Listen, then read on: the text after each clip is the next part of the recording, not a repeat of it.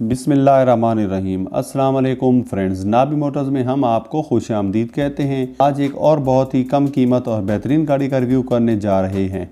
आज की गाड़ी सुजुकी कल्टस VXR जो 2012 मॉडल है, और अगर हम इस गाड़ी की इंस्टॉलमेंट प्लान की बात करें तो 5 साल है, या यूं कह लें कि कम से कम 5 साल तक इंस्टॉलमेंट करवा सकते हैं। इसके अलावा इस गाड़ी के ट्रांसमिशन की बात करें तो मैनुअल है। इसके अलावा फ्रेंड्स, ये गाड़ी बहुत ही साफ कंडीशन में मिल जाती है। इंजन भी बेहतरीन हालत में नजर आता है। मैंने अब तक जितनी भी गाड़ियां अपलोड की हैं, इनमें ये गाड़ी बहुत लश कंडीशन में मिलती है। आप इस गाड़ी की फ्रंट लुक देखें, काफ़ी फ्रेश हालत में मिल जाती है, और अगर बैक साइड को देखा जाए तो इसमें भी कहीं स्क्रैचेस नज़र नहीं आते। अब अगर बात की जाए साइड लुक, तो वो भी बेहतरीन कंडीशन में मिल जाती है। टायर्स और रिम भी न्यू कंडीशन में मौजूद हैं।